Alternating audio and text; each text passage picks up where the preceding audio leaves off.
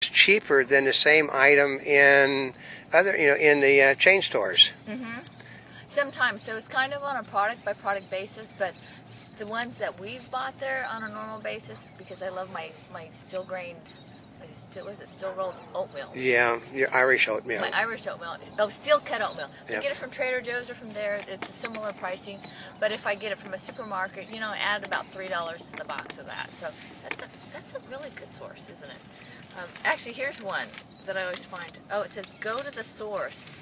For example, if it's an ethnic food you're looking for, if you go to that neighborhood. Now, this is for the people that have it close to them. You're not driving a long distance because of the fuel prices. But if you go to the source, for example, if I'm looking for Asian food, if I go to an Asian area and I go to the 99 Ranch Market, I can find all of the aloe vera juice at like $1.50 a liter. And they are in every city. I mean, even Las Vegas. We went to Las Vegas and went over to their little Chinatown area and picked up some stuff too. Yep. So it also applies if you're looking at other like Italian food. Italians, little Italy. Little Italy, Russian food. Mexican food. Mexican food. Well, Mexican food's all over the place. Yeah, but because we've got Italian places that sell Mexican food, but no, you can go to an ethnic. You can shop. Their grocery stores are unbelievable to go to an ethnic grocery store to shop. Although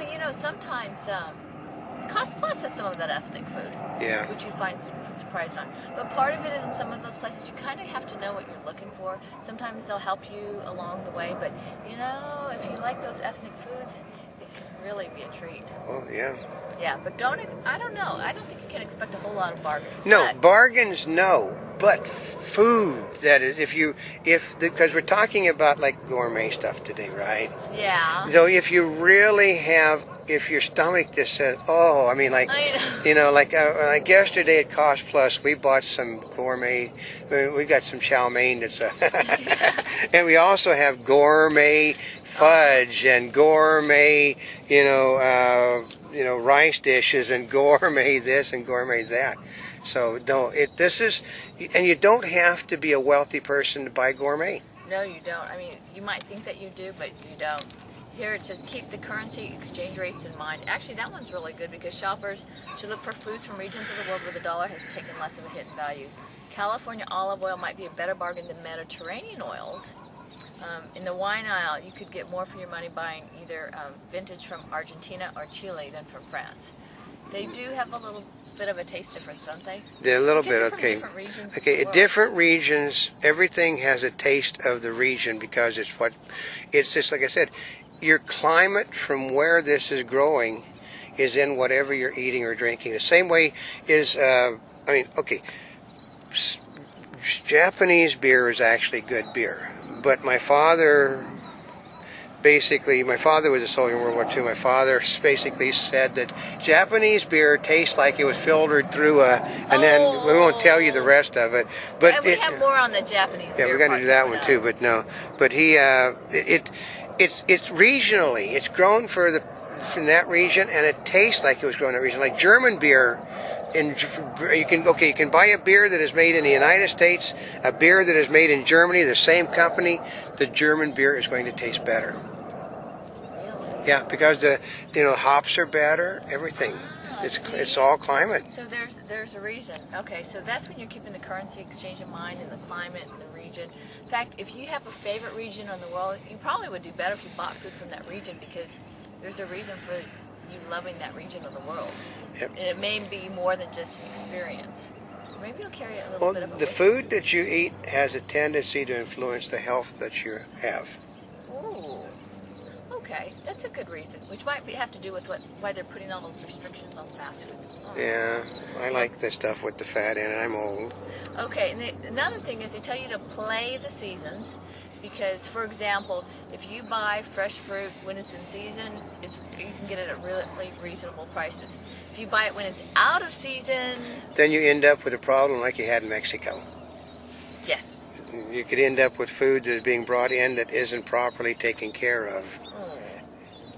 So here's always a great one, which is to shop with friends or relatives. And I think a lot of that applies like when you go to Costco or Walmart or Sam's Club. When you get those big boxes of Yeah, you buy multi-packs of things that you really don't need. Okay, like how many Like package? How many, yeah. How many packages of hamburger helper do you need at one time? You know, Or 4 you or wanted 10? some croissants, but you didn't need a dozen all at once. Yeah, are you looking for, you want some sherbet, and instead, you know, you have to buy a 12-pack of containers to get one little thing. Well, you also have to have the space to store it all. Yeah, well, I mean, that was always the joke. It's like, is this the warehouse or did you go to Costco? Hence the reason, yeah, but hence the reason for having a freezer also. Because you've got all that stuff you don't need, you know, that you need to store somewhere. Oh man, they've got all these, you know, one of the things I'll tell you is don't be afraid to try things, because some of the food, you know, especially if you go to some of those bargain places and you see foods that are there, you know, I don't know about you, but I usually can look at the label and I know if it's expensive. Yeah. No, but see, we have an advantage. We get to go to, you know, to things where they're serving food and stuff. We get to taste a lot of different foods from different countries around the world. Mm-hmm. Some of the stuff I wouldn't touch if you know, basically they give you the opportunity of starving or eating it. Guess which one I would do. So, but then again, because we have an Asian girl in front of the camera, she thinks that stuff is wonderful. Yeah. So. I have different taste buds, but you know what? It actually is a whole lot easier eating gourmet food than you would think. Now, eating organic food is an entirely different story. Yeah. Because eating gourmet, I think it's easier to eat on a budget or be a little more frugal.